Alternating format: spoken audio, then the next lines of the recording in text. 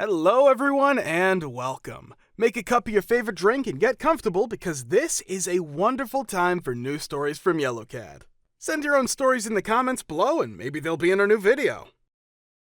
Programmers of Reddit. What's the most unrealistic request a client ever had? You tell them the truth, even if the truth is embarrassing for them. I once had a VP of marketing come to our dev team after a particularly difficult phone call. He said, everyone says those effing marketing guys, all they ever do is state the obvious. And they're right, that's all we do. But when it comes time for someone to say something difficult to a client, everyone else gets scared.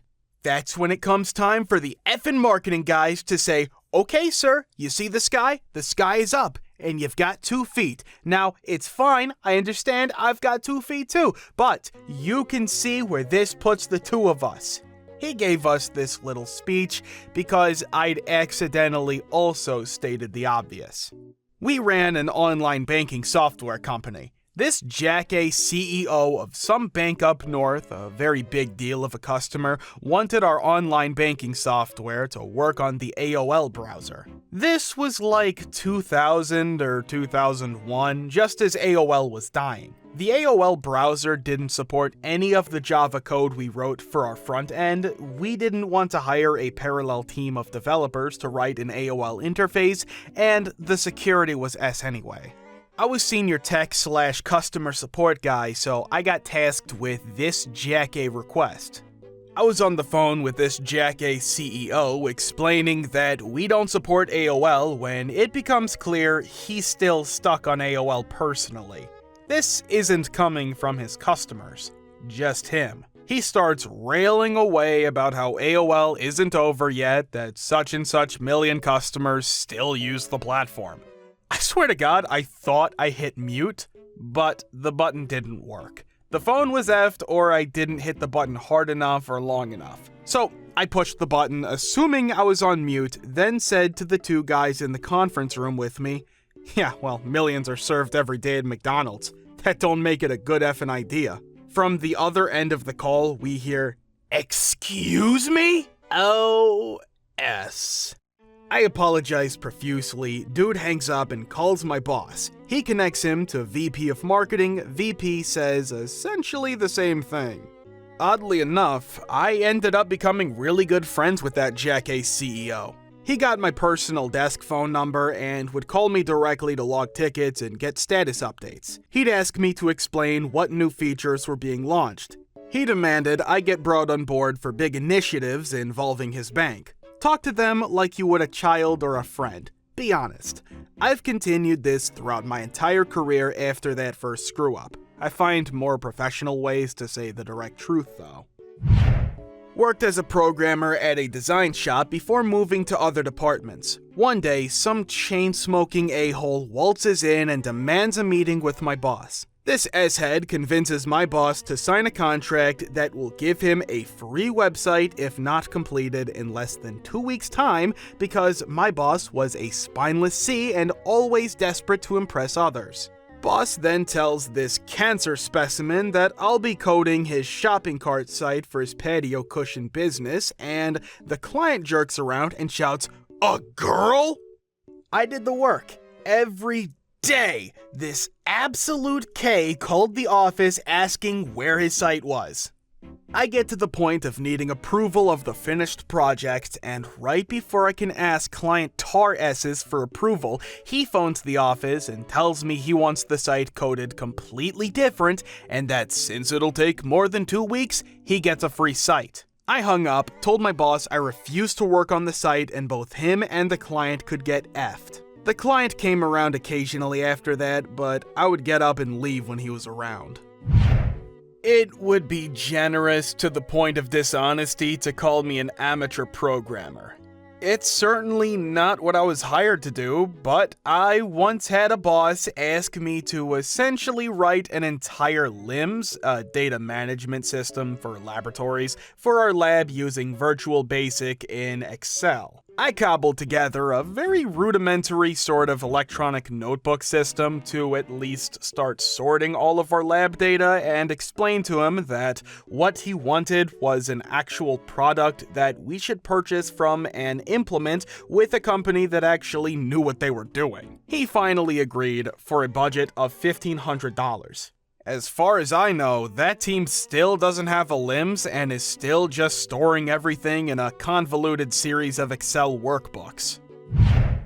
I was referred to this guy by a previous client. His idea was basically Instagram but for workout-related content only. Ignoring the fact that that was the stupidest business plan I'd heard in a while, I told him that for me, by myself, to get the idea to a starting point was going to take about 2 years and cost about $200,000 if it was just going to be just me working on it. Which I thought was a good idea. And on top of that, he would have to pay monthly costs to host servers for the backend. He seemed super perplexed and responded with how simple Instagram is to use and that it really isn't that complicated and why was it so expensive. After trying to explain to him why Instagram sold for the insane amount of money that it did and that it really wasn't an easy thing to make, he never called me again. In 2007, I was working as an interface design consultant, but I'm also a software developer for a GIS startup, and they kept doing the usual client thing of making a million changes despite my suggestions, and eventually they got peed that the project was taking too long. Wonder why?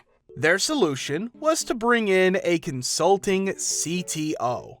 He was a super furry 50s dude who fell asleep in meetings with his micro laptop on his stomach. And in one meeting, he kept demanding that we make it so users could drag the image of the map to Outlook where it transforms into a spreadsheet of data.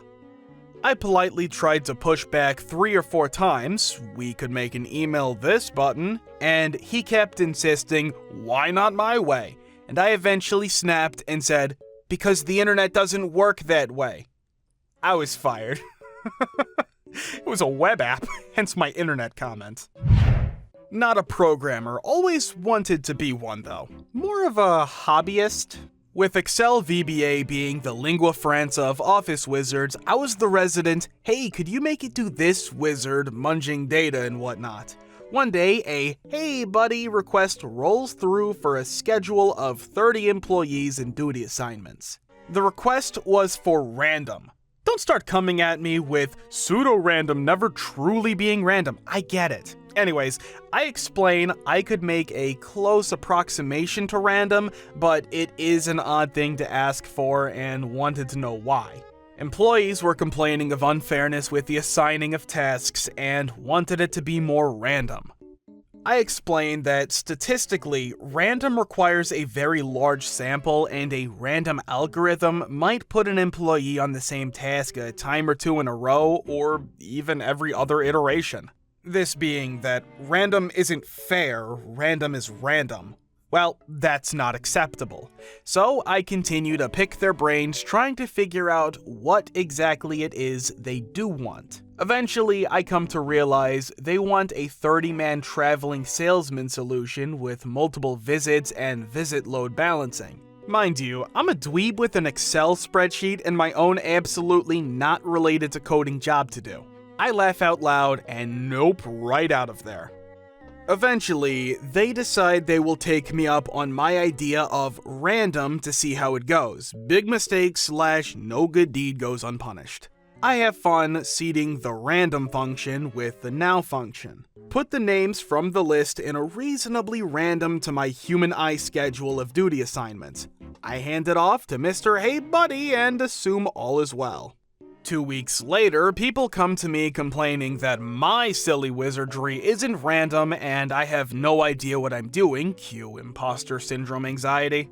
I mentioned that 2 weeks is only 14 iterations and too soon for them to see a pattern, and that 365 days / iterations is still a small sample size. Then one person says they've been on the same task for all 2 weeks and that isn't fair or random. Oh gods, what did I miss? Come to find out that Mr. Hey Buddy would generate a random assignment, then go and revise the assignment because Sally had a bad back or HR wants us to keep Fred and George separate. Also, one person is a star worker and we need them in the one task because they can handle the extra load and the others fail to keep up. I mention it isn't random if he changes the outcome. He says that's okay, he can just blame the macro. I now hate the words random and fair.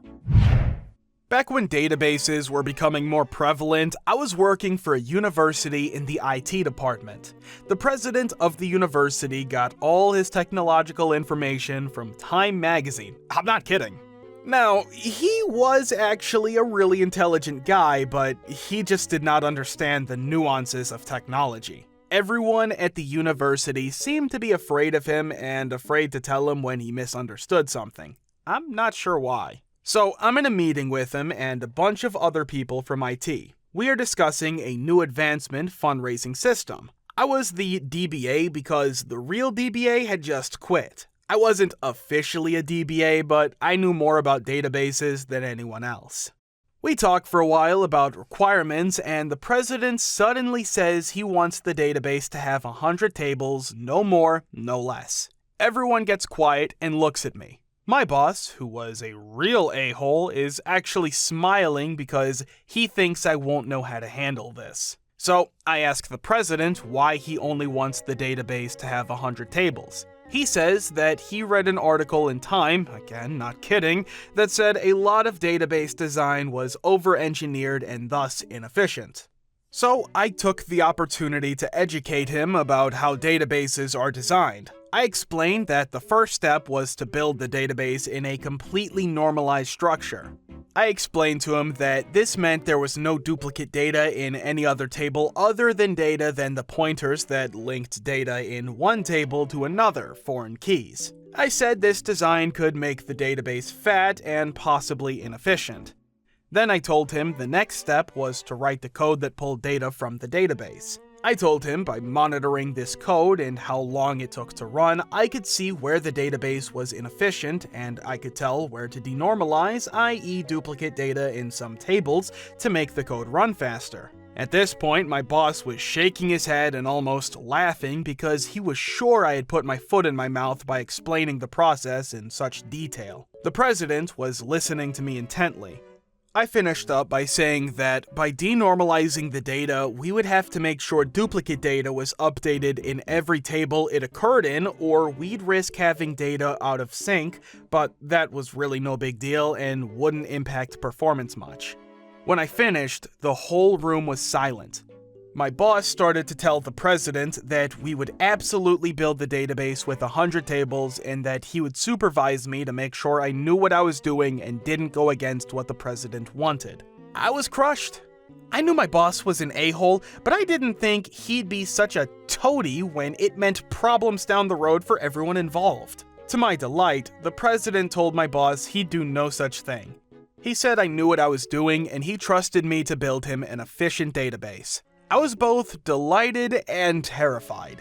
I knew my a-hole boss would use this against me at some point. When the meeting let out, the president left first and my coworkers from IT surrounded me and said they couldn't believe I stood up to the president of the university. My boss did try to backstab me later on. His boss told him to make me the official DBA. He did, but he tried to tell me that my upcoming performance review would have to be done on my new job description, and it was unlikely to be a good one if I accepted the position of DBA. I responded that I didn't even have a current written job description, and neither did the old DBA who quit, so I wasn't sure how he could justify doing my performance based on something that didn't exist yet. He assured me that is what would happen. In my job at the university to that point, I had worked with every single department in the university, including the legal department. I made an appointment with the university attorney. I explained to him that I wasn't really as qualified for the DBA job as someone they could get from the outside, and if the university didn't want me to take the position, I would gladly decline, but I was concerned about my boss's threats to evaluate me on a position I was just given.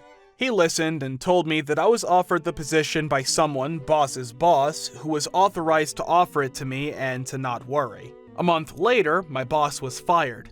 It turns out I was not the only one he tried to F with, and many other people had complained. When they started to investigate, they found he had spent way more budget money than he could account for or justify. Thank you for watching. Guys, thank you for all of the support and likes. Subscribe to the channel if you're not subscribed yet. See you next time.